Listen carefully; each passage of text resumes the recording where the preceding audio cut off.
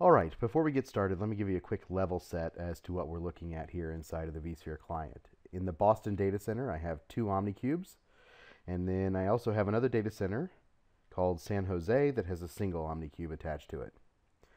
If we're in the vCenter view of the SimpliVity tab, I can see both my data centers from that single pane of glass. I can see their capacities, their free space, how much space they've consumed, how they're connected to each other. I can show you how much bandwidth they're utilizing from a replication standpoint. Right now it looks like we're doing about 4K a second. And I can show you all of the different backup policies. Now, a backup policy is a set of rules that defines how I back up a virtual machine. And if we look at the bronze policy here, you'll see that it has a few different rules that define basically daily backups on a different scheduled basis. If I want to create a new rule, it's as simple as just specifying the frequency. Maybe I want to do it every 10 minutes, and maybe I want to retain that backup for 100 days. So I specify the frequency, the retention period, and what data center I want that backup to be stored in. I can specify local, which means it always goes where the virtual machine is, or I can specify a particular data center. I can make an application consistent backup by checking the box here, and I can also do things like set backup windows, certain days of the week, etc. The backup rule then goes into this policy, and that policy gets applied to the individual virtual machine. If we drill down now into the Boston data center, on the SimpliVity tab, I get a breakdown of my capacities. So if you noticed in the virtual center view, I had 28.8 terabytes of physical disk space. I have 446 terabytes of actual data stored in this data center today. That breaks down along these lines.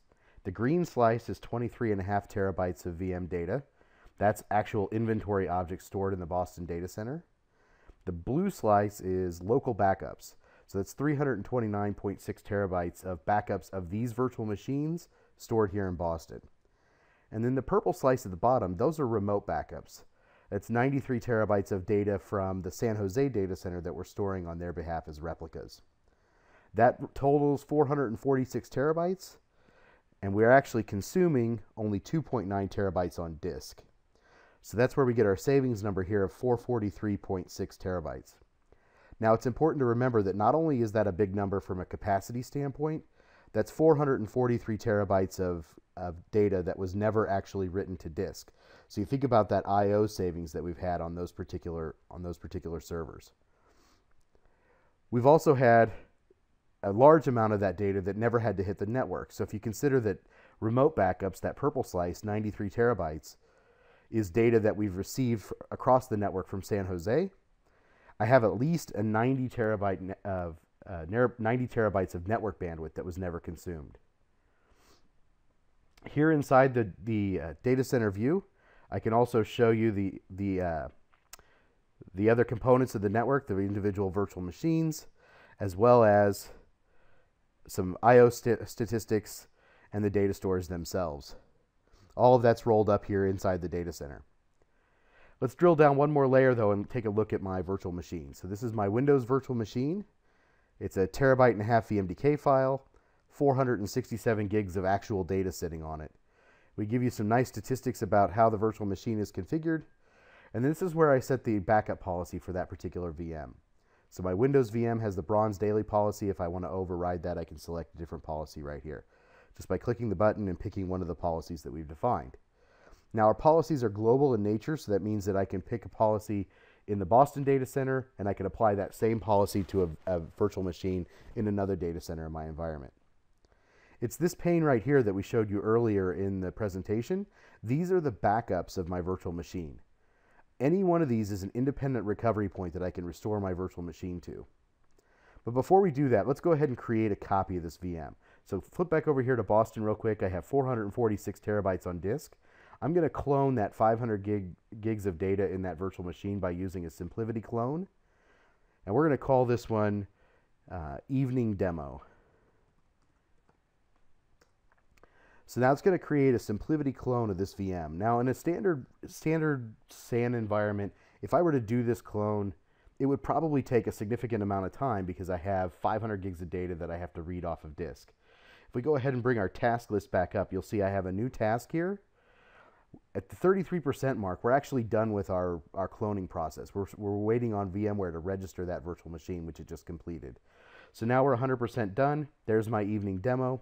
Our number just jumped up from 446.5 to 447.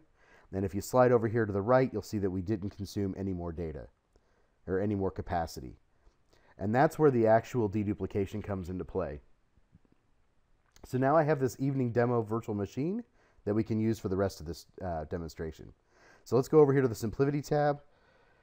Again, it's a 1.5 terabyte VM with 467 gigs of data on it. But now this new virtual machine doesn't have any backups of it. So if I want to create a backup, I can just right click on it and say backup the virtual machine. I can do an ad hoc backup. And I want to store this one locally, so let's just take the first one local. And then as soon as that kicks off, we'll start another one and we'll send it over to San Jose. Now it's that remote backup that's actually most interesting here. You'll see that the local backup doesn't take really any time to complete.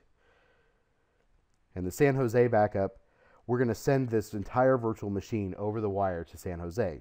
Now again, in any other storage system on the market, for the most part, that first time you replicate that that new data set, you're going to take the entire data set and ship it across the network.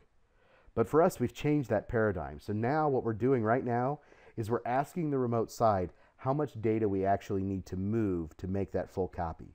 And we'll only send the unique blocks that are missing at the remote data center.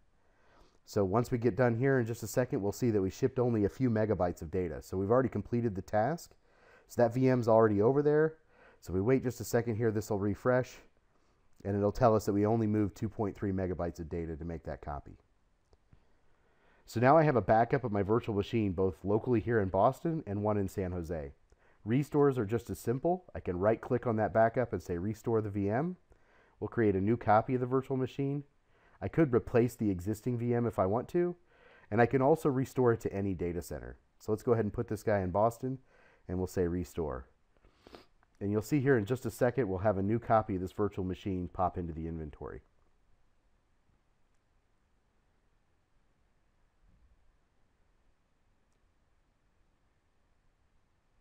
So now we're registering that new VM. There's our virtual machine. This task will go ahead and finish up. And we've restored the virtual machine. So you can see very quickly that we can restore a VM, an entire VM, a 500 gig virtual machine in a matter of seconds. That whole process took from start to completion from 36 to 52. So what is that? That's 16 seconds to complete that actual task.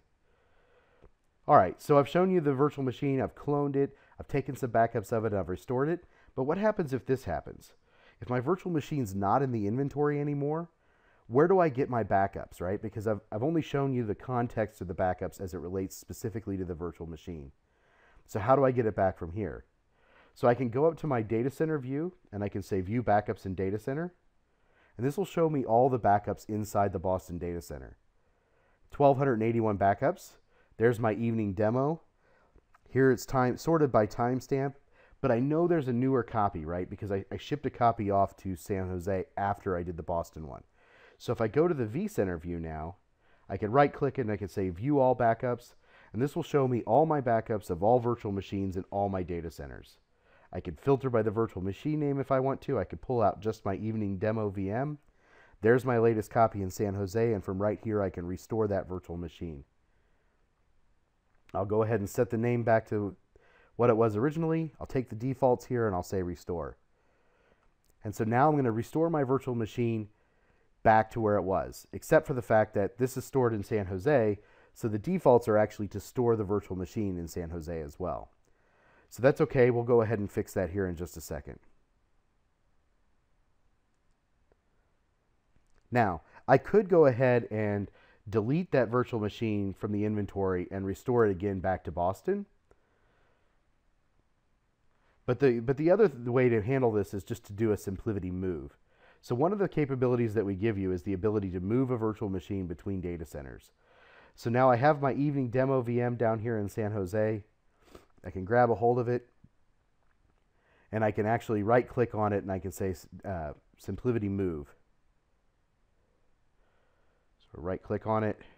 Sometimes it takes just a second for the virtual machine to register that it's sitting on a SimpliVity data store. And now I can move that virtual machine back over to Boston. This whole process takes maybe a minute or two to actually complete.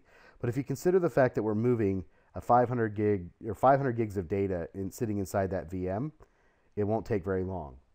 Now that warning message was just to remind you that the virtual machine does have to be powered off to complete the move from one side to the other. So that process is in progress now. While that's running, we'll go ahead and go back over here to the Boston vCenter view and take a look at our throughput, and we'll see what we're actually doing from a bandwidth perspective to move that data. So as you can see, we're only doing about 3K a second to move that virtual machine between sites. So even though we're moving a large amount of data, it doesn't take a significant amount of bandwidth to do that.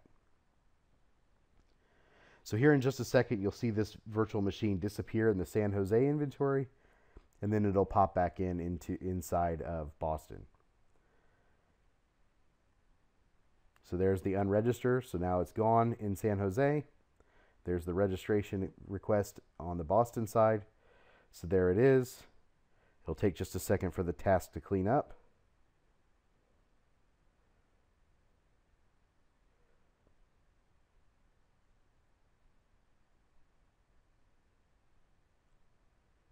And there it's completed, and I've moved my virtual machine now over to San Jose, or to Boston. And there it is. All of this is, let's think about what we've done here now. In a matter of about 5 minutes or so, we've cloned a 500 gig virtual machine. We've backed it up twice in 2 different data centers. We've restored it to another copy. We've deleted it from disk. We've restored it into a different data center, and then we moved it from one data center to another. All of this is powered by inline deduplication and compression, powered by the OmniCube accelerator card. Without this underlying technology, none of this would be possible. There's no way to move large data sets like that if you don't have true global deduplication.